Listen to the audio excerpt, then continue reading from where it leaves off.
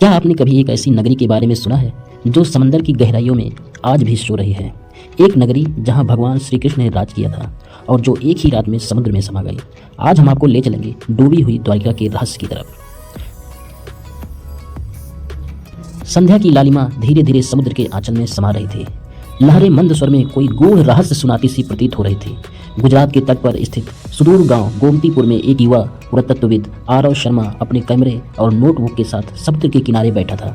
उसने हाल ही में एक पुरानी पांडुलिपि पढ़ी थी जिसमें लिखा था, जब प्रभु इस धरती से जाएंगे तब नगरी अपने आप समुद्र में समा जाएगी, परंतु वह नगरी मरेगी नहीं, बस सो जाएगी।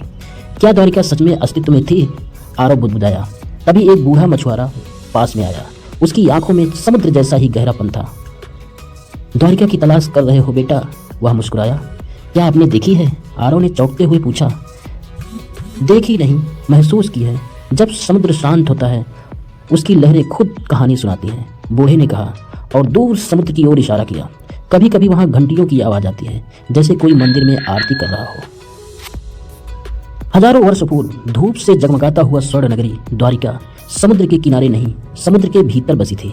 विशाल द्वार, आकाश को चूमते महल और सड़कों पर रथों की दौड़। राजा श्री कृष्ण की यह नगरी देवताओं की कल्पना से भी सुंदर थी। रानी रुक्मिणी, सत्यभामा, उनके पुत्र प्रद्युम्न सभी वहां शांति से रहते थे। परंतु श्री कृष्ण जानते थे यह संसार माया है और एक दिन सब समाप्त होना है।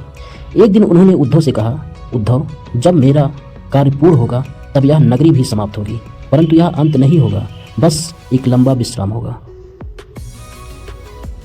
प्रभु श्री कृष्ण ने जब धरती से विदा ली, द्वारिका में अशुभ संकेत प्रारंभ हो गए। समुद्र का जल स्तर बढ़ने लगा, आकाश काला हो गया, पक्षियों ने उड़ना छोड़ दिया। फिर एक रात तेज गर्जना हुई। लोगों ने देखा समुद्र की लहरें आसमान छू रही थी। मंदिरों की घंटियां अपने आप बजने लगी, महल कांपने लगे और फिर द्वारिका डूब गई। परंतु भगदड़ मची, न चीख पुकार। परंतु न तो भगदड़ मची और न ही चीख कोई पुकार हुई, जैसे सभी को यह पहले से ही ज्ञात हो। अंत में समुद्र शांत हो गया। वहां कुछ भी नहीं बचा सिवाय एक रहस्य के। आरव अपने शोध में इतना डूब चुका था कि अब उसे सपने में भी द्वारिका दिखने लगी थी। एक दिन उसने रात में देखा वह समुद्र में गोता लगा रहा है और वहां एक विशाल मंदिर की सीढ़ियों पर खड़ा है। घंटे बजा रहे हैं, घंटे बज रहे हैं और कोई कह रहा है, आरव, द्वारिका तुम्हें पुकार रही है। अगली सुबह गोताखोरों की एक टीम के साथ समुद्र में उतरने का निर्णय किया। 200 फीट नीचे पत्थरों के खंडहर, खंभे, मंदिर की मूर्तियां, सब कुछ वहां था। वह अवाक रह गया। द्वारिका एक मिथक नहीं थी, वह साक्षात सत्य था। समय की परतों के नीचे दबा एक इतिहास। आरव ने अपने अनुभव को दुनिया के सामने रखा, लेकिन हर कोई विश्वास नहीं कर पाया।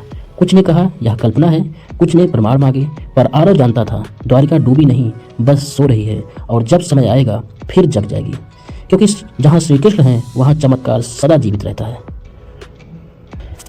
अगर आपको द्वारिका की यह रहस्यमयी कहानी पसंद आई हो तो लाइक, शेयर और सब्सक्राइब जरूर करें और कमेंट में बताएं क्या आप मानते हैं कि द्वारिका आज भी कहीं जीवित है। धन्यवाद। जय श्री कृष्ण।